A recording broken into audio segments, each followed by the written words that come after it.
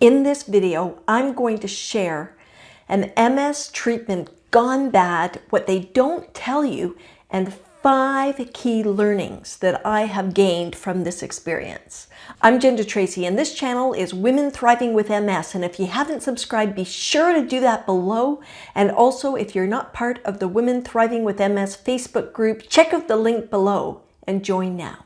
So in 2012, I wanted to find something that would be considered the cure for MS. I wanted to bust through my MS symptoms, particularly fatigue and also vertigo that I was having on a regular basis. So I looked into the CCSVI, which basically is a process that was developed by Dr. Paolo Zamboni. And the purpose of it, because he had a wife that lived with MS, was to reduce the narrowing of the veins that stops regular blood flow to the brain. So in this video, I'm going to share my experience with this procedure and the whole process that I went through. And I'm going to tell you my learnings, my 5 key learnings around it, because this did not go well for me. And not to say that this doesn't go well for other people. There have been people that have had great success with this, whether it's been short-term or long-term success. Now the thing is though, if you compare it to something like laser eye surgery, laser eye surgery has been proven, it works for people, it gets great results, but sometimes it doesn't have sticking power. And the same thing is true with CCSVI. However, it is more common for it only to last for a month, 2 months, several months, maybe a year or 2 years. You're going to have some people that are going to talk about great results from CCSVI. And I'm really happy for them. And I don't want to totally debunk this as a disaster, but what I can say is the person that I chose to do this surgery was not the right doctor. And I'm going to get into that in just a minute. So a colleague of mine went through this procedure and used this doctor in California, so I decided it was a good bet. So what this colleague of mine did was she went and got an MRI to verify that there was that narrowing in the veins for her before going and booking this medical procedure. Very smart. But for me, I was like, I've got the money, I just want to do it now. I talked to the doctor on the phone. He's like, yeah, this helps people reset their body for MS. It can work. And he said, you know, it's up to you if you want to try it or not. He didn't pressure me at all to try the procedure. He was actually kind of aloof about it, which I think is an effective sales technique. When you live with MS and you have symptoms, in my case, fatigue being the big one and then having these vertigo relapses, I just wanted to get rid of it. You know, I just wanted the cure. And even though I knew CCSVI is not necessarily works for everyone, I just really had a longing to see if I could change not waking up with fatigue in the morning and not going to bed with it. That was like the biggest thing for me. So here was my number 1 learning, and that is that I went ahead and I didn't even bother paying for the $1,000 or $2,000 for an MRI to check and see if my veins were narrowed or blocked. I just wanted to go down blindly to California, have my problem solved. And I think that a lot of people facing MS, you know, we're in that vulnerable place. We have this hope and we're willing to do anything we can if we have the means to do it, whether the government's going to pay for it or we're going to shell out the cash ourselves to make it happen. I had the money in my bank account. I had the $11,000 US. I'm in Canada, so that's like, I know it cost me like about $15,000 plus travel and expenses and everything to go down to California and stay in a hotel and the flight and the food. So, you know, it was a big investment for me. I look back at that. I don't necessarily feel good about my decision, but I was gung-ho and I really wanted to do it. And I have a great friend in California, Kathy, so she was willing to be there with me at the hotel, which made a big difference. So day 1 was a travel day.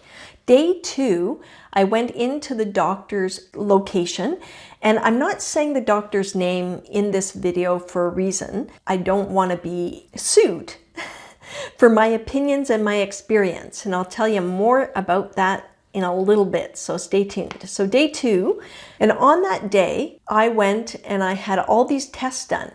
I had to breathe into tubes, I had to walk, I can't even remember all the things I had to do, but it was like at least 45 minutes of testing. They didn't tell us about this in advance, so I was a little bit taken back by that. I had an MRI in which they put the contrast dye in your veins so they can see really well. And after that, I met with the doctor.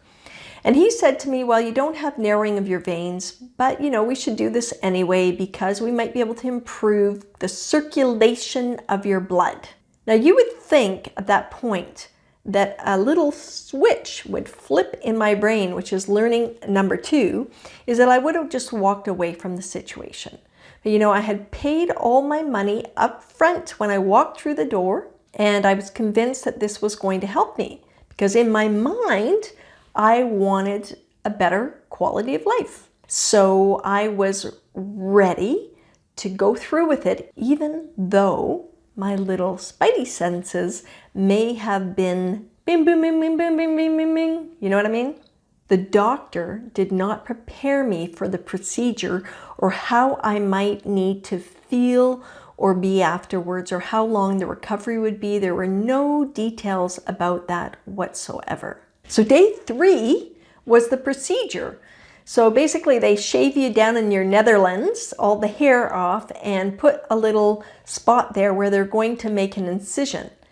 And then they kind of put you on you're on a stretcher and you wheel into the operating room. And basically you're given something to calm your nervous system, but you're not put to sleep. So you kind of are drifting in and out of the procedure, hearing the conversation and feeling the physical sensations of what's happening, but it's not painful. And so basically what they do is they put a little camera up in your leg and it goes up in through your body and looks at and checks out where the blockages might be, just as a double check. Now in my case, because my MRI had no blockage or narrowing, I don't even know if they did that for sure or not, but that's what I was told. And then what they do is they use a balloon treatment to spread the veins apart. I didn't feel any pain. It felt a little odd, but it didn't feel any pain. Spreading the veins apart to make them wider, right? That's the whole purpose of it, to increase the blood flow. But I didn't have any issues, so it was kind of interesting, right? So they did that procedure. So after the procedure was over, I lay on a stretcher for quite a long time. I would say 3 hours. And then my friend, Kathy, went back with me to the hotel. And it was interesting because I started to have hot flashes. So I was hot flashing, which I'd never had before. I had a monster headache. So I took some Advil for that. And I rested. Day number 4. There I am. I have to get up at 7 a.m. in the morning and head back to the clinic to meet with the doctor. But first, I had to go back through this whole testing protocol. And I was exhausted. And, I think I just felt like a human lab rat being tested for this report that this doctor was going to be using for his own research that I actually had to do, and I had to pay in a sense to have this research. Kind of crazy, right? Then I had to wait several hours to then go into a room and meet with the doctor, the surgeon, and talk to him about the situation. Now, he didn't really go into a lot of debriefing about the surgery and how it was. He just said it went fine. And then he started going into other things I could do to support me with MS. It's almost like I could have not had the procedure and paid that $11,000 and just had this conversation with him. Other than he told me I needed to be on blood thinners after this procedure for a certain period of time. He also talked about diet. He talked about medication called low-dose naltrexone, but he didn't talk about anything to do with how long it might take me to recover, what I can expect, that I might have some discomfort or a lot of headaches or different things. There wasn't really a lot of detail about that it might actually take me 2 months to recover from this medical procedure. And anything you read or saw in videos anywhere on the internet, people were like, oh, I can walk now, I can do this, I can do that. People didn't talk about the suffering that they had that I experienced for 2 months. Crazy, right? The doctor also told me that in terms of follow-up, the only ways that I was allowed to connect with him for questions was through Facebook Messenger or Twitter. Now if that's not a red flag, I don't know what is. And then I went back to my hotel room exhausted. I'll tell you more about low-dose naltrexone a little bit further in this video. So now I'm on day 5. I have this one day that I need to stay in the hotel, or at least in the city, just to make sure I'm okay before I get on the plane. So I'm like, okay, it's California, it's hot, I'm with my friend, we're gonna go for a walk. That probably was not great planning on my part. That's like learning number 3. You know, after you have a procedure and you're not told, do not exercise, just rest, take it easy. So there I am, and we're out walking, and probably the heat didn't help. We know MS isn't, heat and MS aren't great for one another. All of a sudden, I was literally doubled over in pain. It was so excruciating. It was in my chest and all the way up to my neck. And it was like I was just squeezing and horrible. And first of all, I hugged the palm tree near me, and then I was collapsed on the ground. And of course, my friend, Kathy, she didn't know what to do. It was a very stressful situation. And we had to walk all the way back after that, or at least take a cab. It was horrible. I discovered later that that was an MS hug, and that was my first, to my recollection, MS hug ever. So here I've had this medical procedure. I'm now having hot flashes. I'm now having MS hugs. It's crazy. Day number 6, travel home. So happy to be home, see my sweetie, and do some recovery. I honestly, I felt traumatized from the whole situation. As I mentioned, low-dose naltrexone, what is it? LDN.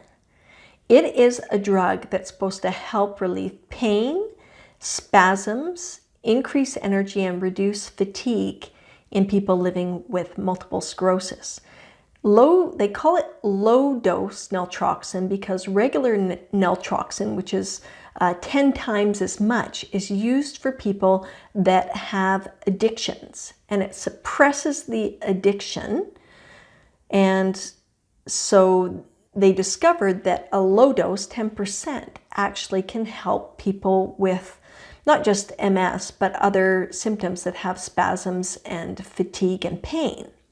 Well, I was really excited about this. Now, this drug has to be, when it's in that lower percentage, has to be crushed up in a pharmacy and mixed with something else so that it can be prepared at that 10% dosage. So I started taking low-dose naltrexone when I got home. And you know what I discovered? I could not sleep. I could not sleep. I took it for like 4 or 5 nights in a row in my gut, which is like learning number 4, to pay attention to my gut, right? I was suffering big time. It was horrible. And so I reached out to the doctor. I called, I left messages. I even sent an email. Finally, I got a call back, but unfortunately I wasn't available, and then I never heard from the doctor again. So eventually I thought, you know, I'm not going to communicate on Twitter or on Facebook. I'm going to send an email. And I sent quite an extensive email about my symptoms and my frustration. I talked about how low-dose naltrexone was making me feel literally crazy, partly because of the lack of sleep And partly, I don't know what it was in the medication. I just felt like a nut bar. I felt suicidal. And that was just really, really scary for me. And you know what the doctor said in his email back to me? He said, you need to relax at bedtime. You need to do some breathing exercises. You need to take chamomile. Keep going with the low dose naltrexone. Isn't that just crazy making? Crazy, right? And so that was the learning number 4, not trusting my gut and paying attention. Eventually, I did stop the low dose naltrexone. After I had sent this email to the doctor, I had stopped it. And then it took several days to hear back from him. And then I thought, well, okay, I'll try it again. But I was very, very angry at his response. And then I realized I felt the same way, so I just stopped it completely. You know, I think we as people who live with MS, women who live with MS, we know our bodies well. And when you live with MS and you live with it for many years and you're in tune with your body, you know what's working and not working. It doesn't matter if the doctor says differently, but you don't feel good. Let's face it, you know best. Believe it or not, this doctor was by the California Medical Board claimed, I think it was in 2017, of deliberately violating federal regulations. Now, I'm not saying the procedure for CCSVI, as I mentioned earlier, doesn't work for some people, but this doctor was using us for his research, charging lots of money, and in some cases, people that were getting it in the US through medical insurance. His office was charging like $103,000. I'm from Canada. I paid my $11,000 for it. Now, at the time, I didn't know about this doctor considered deliberately violating these federal regulations. But what I can say about the whole circumstance, and this is my big learning, learning like number 5, lesson key number 5, is that I was in a state when I made the decision about having this procedure and then going down to California and realizing that it just didn't seem right. I was in a state of desperation, right? I wasn't happy with the fatigue. I could see the fatigue was getting worse.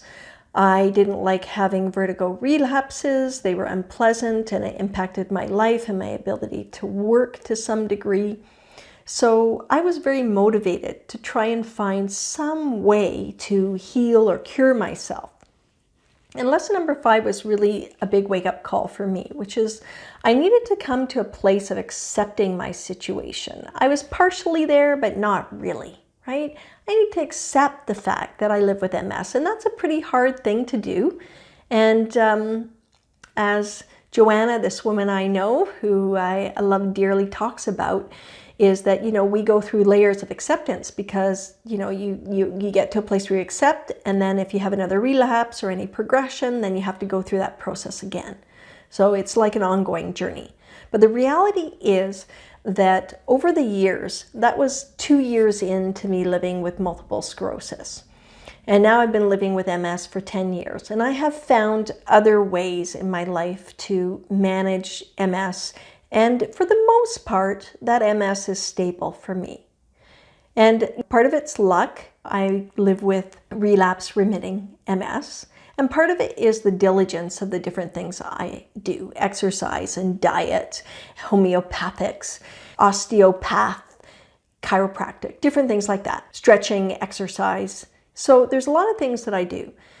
And at that time, I felt so vulnerable, so raw, so scared. And I think that sometimes what happens when we feel those things, that rawness, that fear, that vulnerability, afraid of the future, afraid of the unknown, the uncertainty, because it is scary, let's face it, then we make bad decisions. Whereas if we can live in a place with acceptance around our situation, that doesn't mean we have to like it, but it helps calm our system. That's my biggest learning and my biggest takeaway. This procedure wasn't right for me.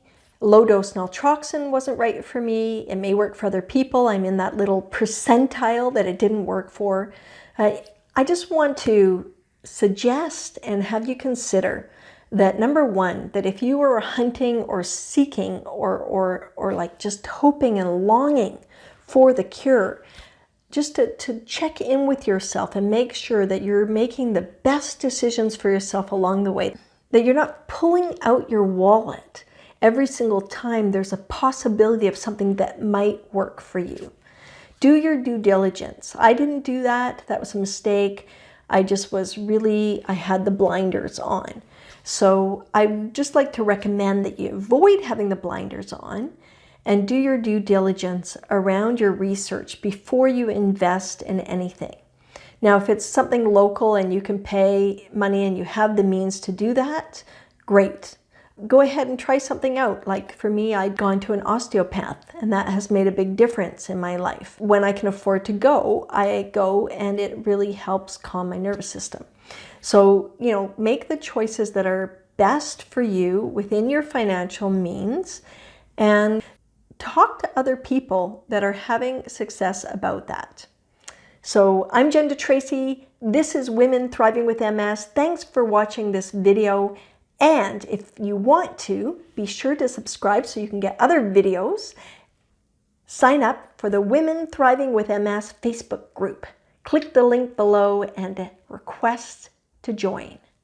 See you soon.